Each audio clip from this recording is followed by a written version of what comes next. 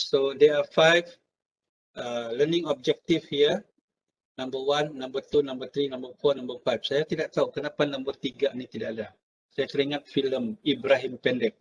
Nombor 3 saya sudah beli, tidak boleh jual, dia cakap. So lebih kurang begitu. So here I will, non-verbal communication, nombor 3. Saya terlupa itu ya. Language, verbal communication, non-verbal communication, interpretation and expression, listening and learning. So these are the objectives we want to achieve in this. Saya suka filem-filem Piramli. Ya. I like watching filem Piramli, Tan Sri Piramli. If you notice kan, filem Piramli ni kalau kita tengok 20 kali pun belum cukup. Ya. 30 kali pun belum cukup.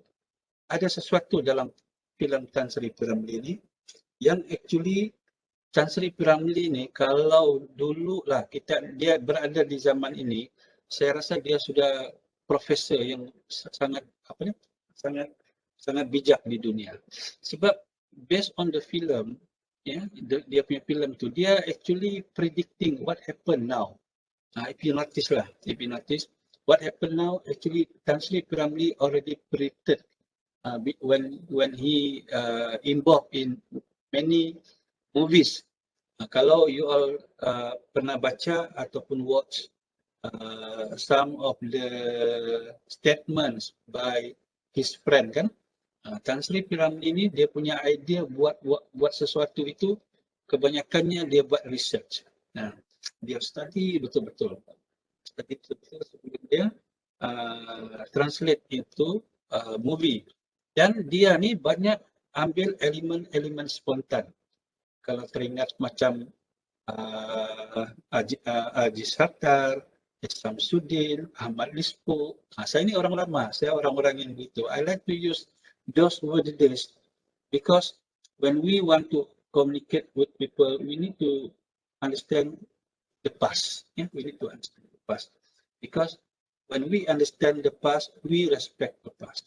When we respect the past, we will interact better with our colleagues in any workplace. Alright? Language, of course lah, verbal, non-verbal communication, everything is based on language. Particularly verbal, yeah? I'm not referring to non-verbal. If you speak English, the others speak English, then there is a communication. If you speak Bajau sama, the others speak Dusun, Kadazan Dusun, there is a problem because different language and so on. So it's very important to have similar or understand other language in order to communicate verbally. Rule of language, sometimes, but be careful. If you want to speak with others, communicate with others, sometimes people will not understand the way we try to make them understand. This is what This is why miscommunication happen. Take place. So basically, when we communicate, in that communication, there is an element of referent and references, detonative and connotative. Okay. Sometimes people speak to us explicitly. Sometimes people speak to us implicitly. Ada maksud tersirat. Okay, ada maksud tersirat. So referent and reference actually is the form of how that maksud tersirat, indirect meaning, is planted in the content of our communication. For example, if you not look at the last photo here, there is a symbol of home. Some people will read it as house. Some people will read it as home. Some people will read it, understand it as family, and others. So in any context of communication, there is an element of detonative and connotative. Yeah? In which detonative and connotative, it refers to other types of ideas that people want to tell you.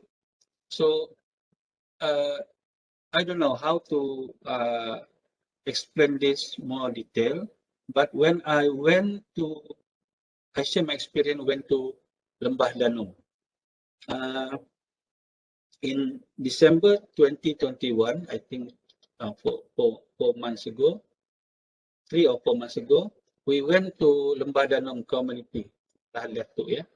I went there because we do the knowledge transfer program. You see, I went everywhere. I go to Maracau, I go to Lembah Danau, I go to Kota Merdu, and later I will go to Tenam for CSR, Community Transformation Program, because that is my responsibility being the director of Center for Sustainable Society. So we went to Lembah Danau because we have this joint collaboration with Yayasan Sabah.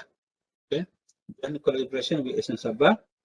We want to identify what actually the community in Lembah Danau is trying to have, in which we observe that when the rangers, orang yang rangers, rangers hutan, they entertain the visitors or the tourists or the researchers, they have problem in communication. They are expert in what birds are in the jungle. They are expert on what trees in the jungle. They are expert in what are the mammals in the jungles. But the problem is communication. How they communicate, actually, it plays important role in order to make sure people's satisfaction is fulfilled. So, based on the observation, I come up with one course which I'm going to deliver to the rangers. I call it spontaneous communication. This is my own creation. I ventured these ideas, and I'm going to give these skills to the rangers. Spontaneous communication. In order for us to entertain people, and if we are in the line of service industries, we have to be able to do spontaneous communication. Important ingredient of spontaneous communication is instinct. Yeah, instinct. I created this model, instinct. So one of the element of instinct is intonative and connotative. Yeah, instinct, for example, like this. Okay, if there is a client, or visitor or tourist interested in bird watching, and you take these tourists, these visitors, these researchers to go for bird watching. Ranger hutan salah satu dorang buat ialah bird watching. Dorang temankan untuk yang tunjuk sama turis, researchers, visitor. Itu burung raja udang. Itu burung dan sebagainya. So what happened during our visit, burung-burung semua bersembunyi. Sebab dia bersembunyi bukan apa, sebab kami ramai, bunyi kami lagi bising dari bunyi burung. Burung-burung pun berterbangan. So these rangers, dia sedikit panik. Sedikit panik sebab tidak ada burung-burung mau ditunjuk. Burung-burung semua sudah berterbangan. So I noticed that fault, this apa orang cakap ni, shortfall. And then during the gathering later of the day, I share with the rangers, all the rangers, we gather them around. I said to them, we are coming back here. We will share with you spontaneous communication, which is under me, in which it is actually the skills on how we create, on how we communicate when there is a gap. Yeah. So what happened during our visit that time, all the way, the ranger did not do much of talking because no birds to show. Yeah. So I said to them, what you can do, because we are given by the book, with a book, that book contains of all birds in Borneo. So I share with them, next time maybe if there is no bird, you take out the book and explain to the tourists and visitors. You said like this. Some of the birds were actually not from here, and the habit of birds, they like to fly away. So maybe because of that, there is no many birds this morning. This is what we call spontaneous communication. We fill up the gap in order for making sure that our customers are not feel unhappy or feel dissatisfaction and so on. So the basic skills of spontaneous communication is instinct. You realize what actually something going wrong, and then you fill up with topics or anything that you can communicate. Yeah. Language clarity, when we communicate, make sure it is easily interpreted, people understand. Don't try to communicate things that has double meaning. Double meaning. So in this picture, if you notice in this picture, this is common one lah. If you look carefully, actually, okay, I want to ask any of you, what can you see from this photo? What did you see? Anybody? There's a face on the photo. Face and Face, lagi apa lagi? What else? tree. Tree. Yeah, building. Also some There's people a house. walking. Okay. Okay, very good. Very good. Anyone see this the ship? A face. Yes, yeah. Anyone see a ship, kapal? Kapal laut? Ada nampak pelabuhan? Harbor? Harbor? Okay. Actually, if you look this carefully, this is a ship, kapal. And this is the harbor, pelabuhan. This is what we call ambiguous. Ambiguous. This activity referring to ambiguous. Sometimes we did not see things behind the ideas that we want to communicate. You maybe you only see the concrete one, which is the face of the old man. Yeah, this is the nose, the eyes, the mouth, and all the face of a person. And some of you see the concrete of the tree. Okay, but actually I'm expecting the answer of ship, kapal laut, boat, sorry, and the harbor, pelabuhan. Okay, so this is ambiguous. So try to avoid ambiguous in our communication. Yeah, if we want to speak, communicate, try to only apply the concrete meaning of our communication. All right. Okay. Language credibility. For this one, I leave it alone to you. You read. These are some of the language credibility. What are they? Please read this one. And when we communicate, try to use as many as possible facts in our communication. Don't use opinions unless in informal communication. But in formal communication, try to avoid using opinion. Use facts. So here are some of the example of opinions or facts. Yeah. So this exercise, you can do it by your own. Yeah.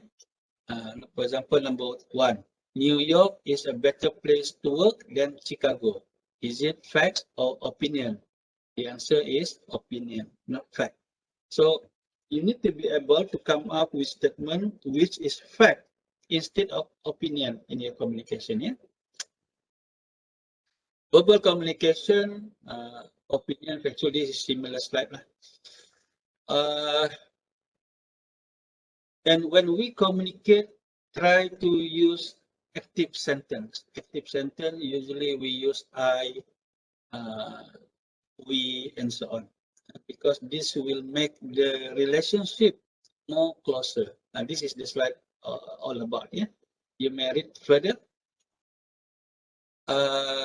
Okay, sometimes when we speak, communicate, we apply some of the techniques. For example, pause. Okay, pada pendapat saya, in my opinion, we pause. When we pause, people will pay attention after that. In my opinion, then people will pay attention. We are all similar in nature. That is the idea. But before you share the ideas, you use pause technique. In my opinion, for example. So, okay, others are some of the techniques that you can apply in order to strengthen your communication. Okay, I'm also going to share with you a video, and We Are Marshall. This is one of the great Hollywood movies, We Are Marshall. I want you to observe the way the coach was talking to the players. How he used, the actor is Matthew McConaughey, used body language, nonverbal communication to attract the attentions of the distraught players, American football. This is very good video. You watch it later and identify some of the things that I might ask you. Nonverbal communication, these are the terms in nonverbal communication. I would like you to understand further these terms, how actually it applies in our ordinary communication every day. Actually, for example, proxemic refer to the distance between you and I, you and others. So that is the sign of nonverbal communication, whether we like that person or not. But be careful with cultures. American, when they speak to you, they like to sit close to you. And then American, they don't feel shy to touch your body and so on. This is American style, that is their cultures. But when they come to Malaysia, they will respect our cultures. They will not sit very close. They will not unnecessarily touch us. Ini teringat pula saya, ni throwback saya dulu masa saya di USA. During my first year kan. My first year is in January 1988. So I enrolled in this class. And in this class, if I'm not mistaken, there are 50 of us. Malaysian, only I and my friend, other friend. But we are divided into different groups. So I belong to one group. And there are many women in the class. Oh, semua perempuan. I'm the only one boy in that group. So when we have discussion, they sit very close to me. And there are 5 or 6 of them. Jadi saya pun malu-malu lah tu musim. Kan kita ni punya cultures kan. And then they simply hug me like that. Wow, best juga. Tapi because of their cultures, I felt awkward. But for them, there is cultures. For us, kita perasan lah kan. For example, so this is proxemic, the example of proxemic. Alright. And then improving, sorry lah, I forgot to change the color of the font, because I import the slide to this slide. I forget to change the color, so some of the color are light, so cannot be read.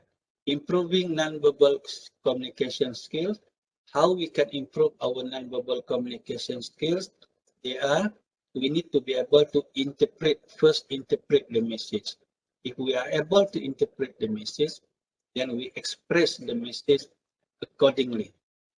So this is the how we improve our nonverbal communication skills. First, we need to be able to interpret the message.